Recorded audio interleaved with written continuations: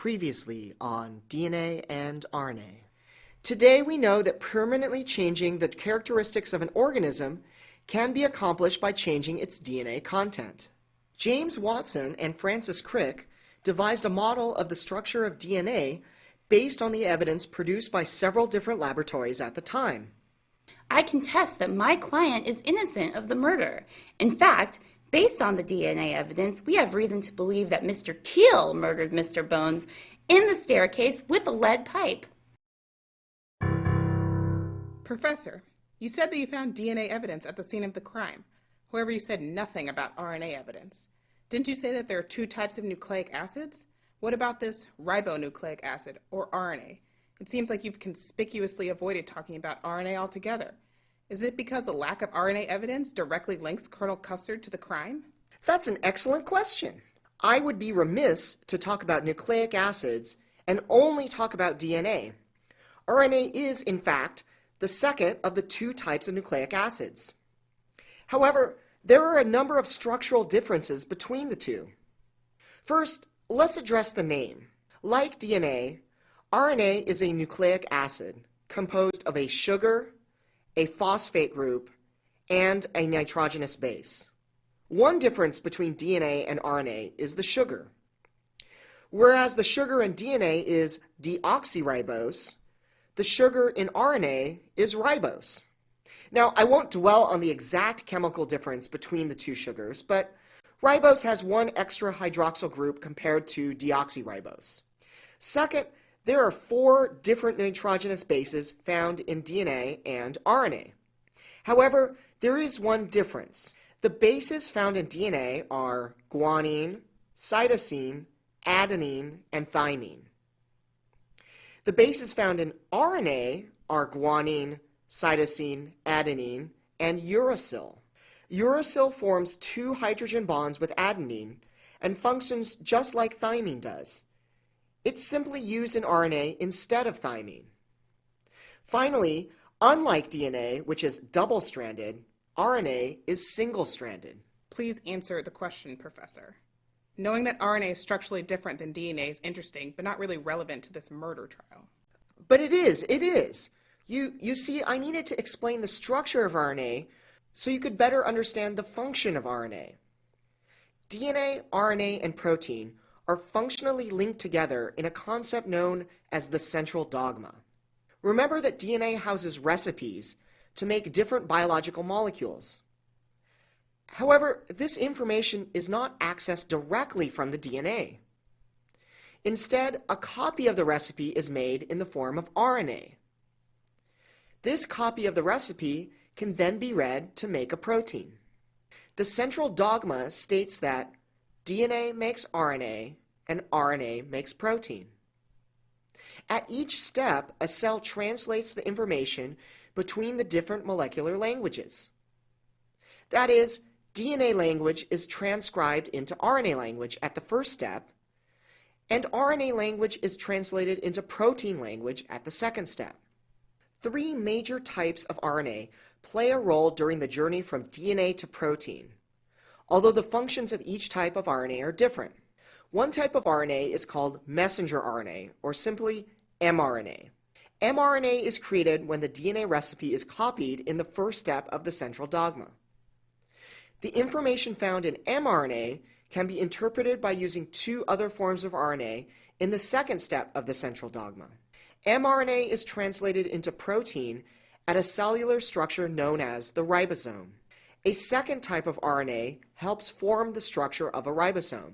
This type of RNA is called ribosomal RNA, or rRNA. Remember that DNA and RNA differ slightly at the nucleotide level.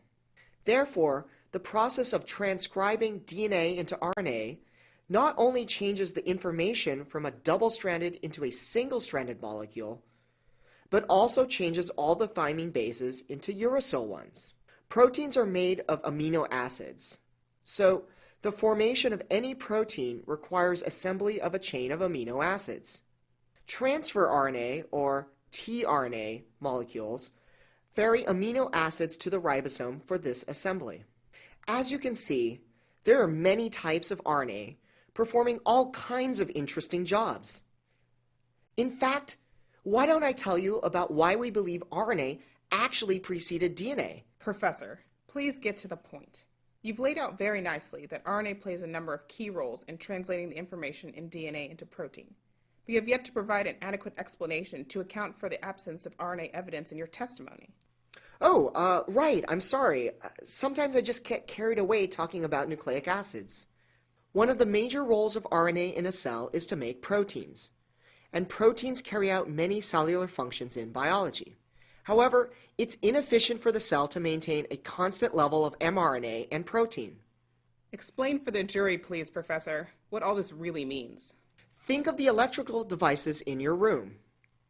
Let's say that I keep my computer on 24 hours a day because I want to be able to do an online search whenever I feel like it. There's a cost to that practice. First, I'm going to have to pay for the electricity to power the computer. Second, let's also say I've decided to leave my monitor, printer, speakers, and a number of other devices plugged in as well. So many, in fact, that I'm using up all the electrical outlets in the room. Now, if I want to plug in a new electrical device, I will need to turn off one of my devices before I can plug in a new one. I may be able to surf the internet faster, but it may be at the cost of the setup time to use another device, like, say, a hairdryer. If I use a lot of other electrical devices besides the computer, I might not be saving myself that much time in the long run if I constantly have to turn off the computer to plug other things in. An alternative strategy would be to keep all of the electrical devices off, both to conserve energy and to minimize the startup time for using any one electrical device. The same conservation strategy applies to a cell. If RNA were a very stable molecule, it might tie up a lot of resources in a molecule that isn't being used. For instance, yeast consumes sugar for energy. Although there are many different types of sugar that a yeast may encounter in its environment, it makes sense to only express the RNA and protein to consume the available type of sugar, rather than waste energy maintaining every RNA and protein required to break down every type of sugar. For a variety of structural reasons, mRNA has a very short lifespan compared to DNA. There are many hydrogen bonds holding a DNA molecule together. While the bases in an RNA molecule can hydrogen bond with each other, usually far fewer bonds can form compared to a DNA molecule. Fewer hydrogen bonds means a less stable structure. Second, the extra hydroxyl group in the ribose sugar of RNA makes RNA more reactive than DNA. A reaction between that hydroxyl group and another molecule could destroy the RNA molecule. Finally, proteins that degrade RNA are found everywhere. If you consider all of these differences in stability between RNA and DNA, you can see why RNA is harder to isolate from a crime scene. However, even if we had isolated any RNA, consider the information we would gain from comparing mRNA samples to DNA samples from the same person. According to the central dogma, mRNA is merely a temporary copy of the corresponding piece of DNA. Simple sequence analysis would yield the same results, albeit with uracil instead of thymine. Ladies and gentlemen of the jury, I ask you to find my client, Colonel Custard, innocent of murder.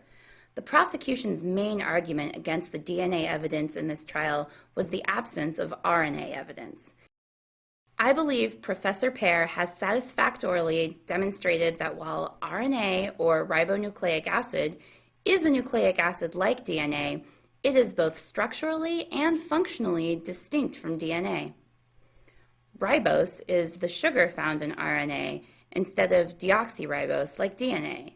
Uracil is the nitrogenous base found in RNA that bonds with adenine instead of thymine that is found in DNA. Like thymine, uracil forms two hydrogen bonds with adenine. The central dogma tells us that DNA makes RNA and RNA makes protein.